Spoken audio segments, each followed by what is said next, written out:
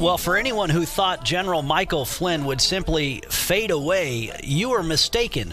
From Palm Springs to London to Billings, Montana, retired three-star General Michael Flynn is back in the fight. General Flynn, great to have you here on Montana Talks. Thanks for joining us this morning. Hey, thanks so much for having me, Aaron. I really appreciate the opportunity to spend some time with your listeners. Well, I know this is kind of a rare opportunity for an interview, but thanks. I know you had to cancel the rally in Billings over the weekend, but so thanks for joining us here on Montana Talks. I know there were a lot of folks that were probably going to travel in from across the country, even and across the state, to get a chance to hear you speak. Tell us why you wanted to wade into this U.S. Senate race here in Montana. Well, one of the big things that I believe that our country needs is we need more of our veterans participating in the political discourse, the political life of our country, whether it's at the local, state, or the federal level.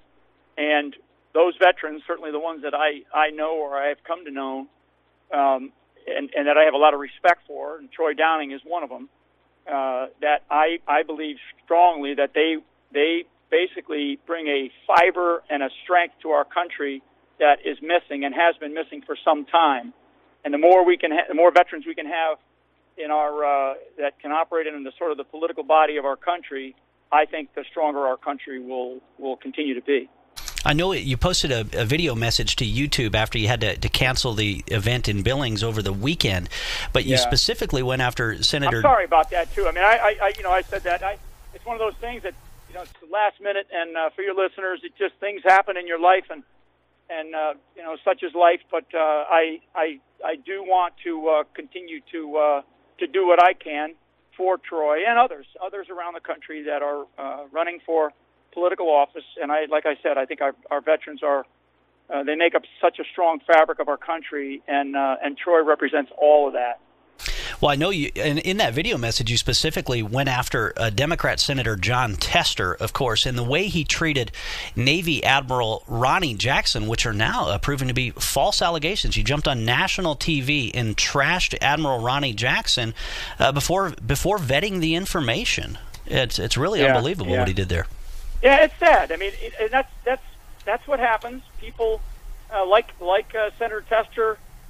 I mean, totally unfounded, totally unsubstantiated, just rumors, and he ruins the career of an admiral in the United States Navy who's been serving 3 presidents, fully vetted to serve those presidents. Trust me, and he gets recommended to be the Secretary of the Veterans Administration, and Tester goes after him on rumor, and frankly, it's sad because that's how people like him operate, and it should demonstrate to the people of Montana the type of person that particular senator is. And I mean, if you had any respect for him, I think that for me, I never met the guy, but if I had any respect for him, I've lost all of it because of what he just did to a great leader and a great naval officer and a great doctor in Ronnie Jackson. You had a stellar military career as well, of course. I know I've read news reports that at one point you were the J2, the intelligence officer for JSOC, basically the overarching element that's been credited, at least in news reports, with taking out Osama bin Laden, of course, and other high-value targets, shall we say. So you were the intelligence director for JSOC, worked with General McChrystal there. Eventually you led the DIA under President Barack Obama, and then in 2016 you take to the national stage in support of President Donald Trump, and then, of course, as folks know from news accounts, got caught up in this whole Russia investigation and eventually pled guilty to lying to the FBI. And I know you can't comment on this FBI investigation, etc. But I know there was this Politico story back in April 20th that talked about a comeback tour for you, General Flynn, and they noted this. They said many Trump supporters believe Flynn was unfairly targeted by a Russia investigation they consider fundamentally illegitimate and driven by a combination of Democratic partisans and deep state enemies of the president. They basically believe that you got railroaded. Well, I guess, do you have anything that you just want to say to your supporters that are out there, maybe back here in Montana, that were planning on showing up at that rally? Yeah, I do not. What I'm here to talk about, Aaron, is Troy Downing and what Troy will bring to Montana and to this country. I mean, Troy is everything that I think is good about our country, and everything that's good about what I know the state of Montana is. You know, the Big Sky state.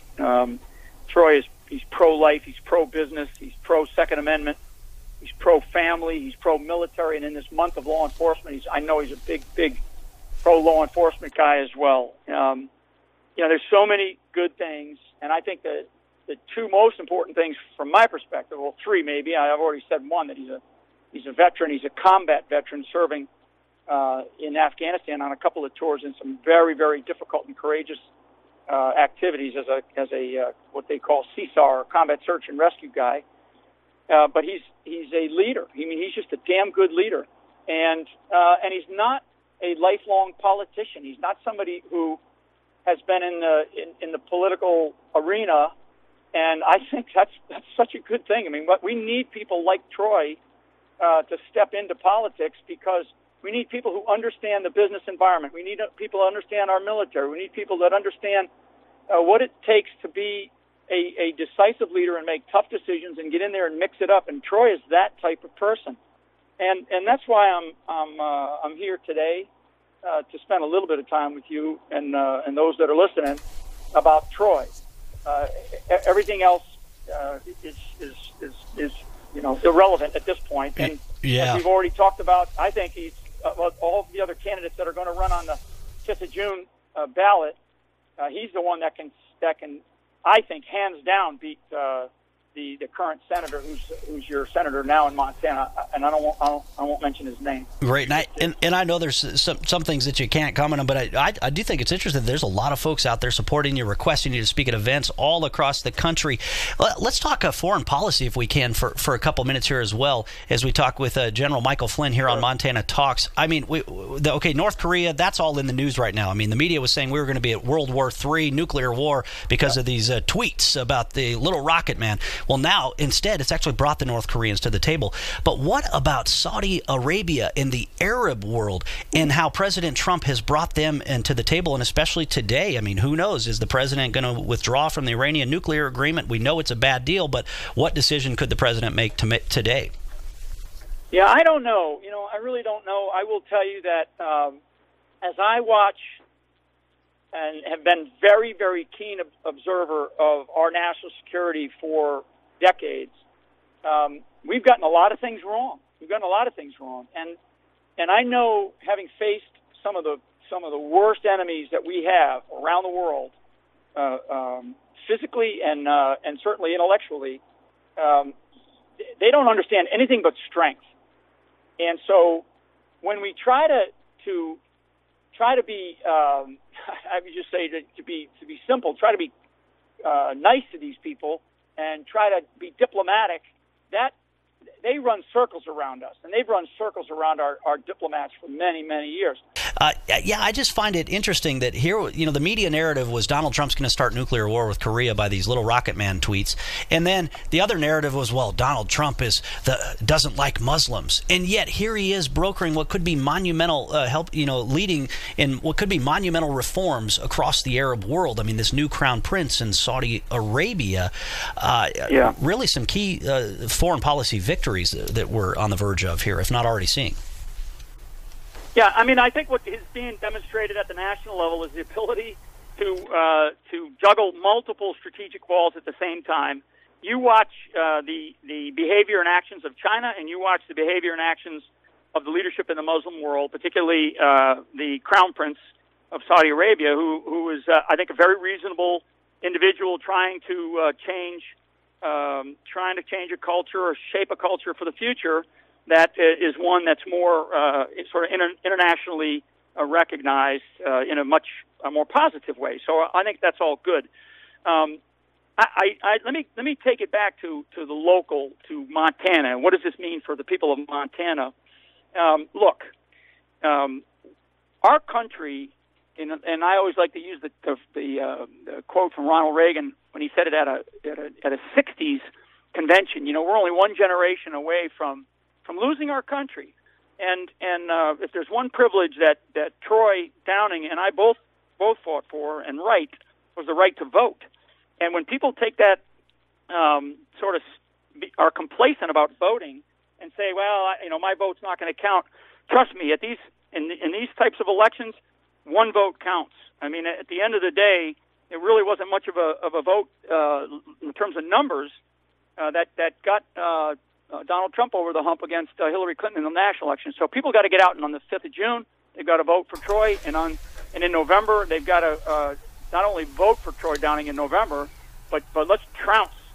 Let's get out there in a big way and vote for him. So, because everything you're asking about national security at the national, international level, it matters. For a guy like Troy Downing, who has faced our enemies, enlisting after 9/11 at the age of 34, when 99.9% of the country was all concerned about what happened, Troy not only was concerned, but he also did something about it. That says a lot about his character and about what his abilities are to get in and mix it up. And we need to have that type of leadership in Washington, D.C., fighting for the people of Montana and fighting for our country. So, anyway, I mean, I could go on, and I could talk about everything going on in the world today, but that's not why I'm here. I'm here really to say to your listeners to get out there and vote for Troy Downing on June 5th, and then let's crush Tester in November. I was going to say we could keep going on this foreign policy discussion as well, because there's lots to talk about. General Michael Flynn here on Montana Talks, but you talk about the importance of the vote. I mean, I remember that election back in 2006. I was working for a TV station here in town, and a couple of us reporters were down at the elections office at 3 o'clock in the morning. Luckily, the Hardee's was still open, so we could get something to eat, because that's how much every vote counts. That's for sure. Well, General Flynn, thanks so much for joining us here on the show, and if you make it to Montana, maybe in the months ahead, maybe we'll see you here in studio with us as well.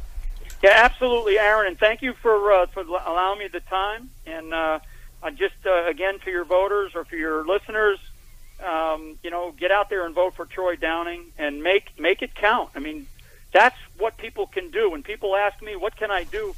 I'm telling you, get out there and vote. Get out there and vote for the people that can help our country continue to be the great country that it is. Okay? Thank you very much. And I will make an effort to get out there and join you face-to-face one of these days, hopefully sooner than later. All right. Sounds good. General Flynn, thank you so much for joining us on the show. Good to chat with you. All right.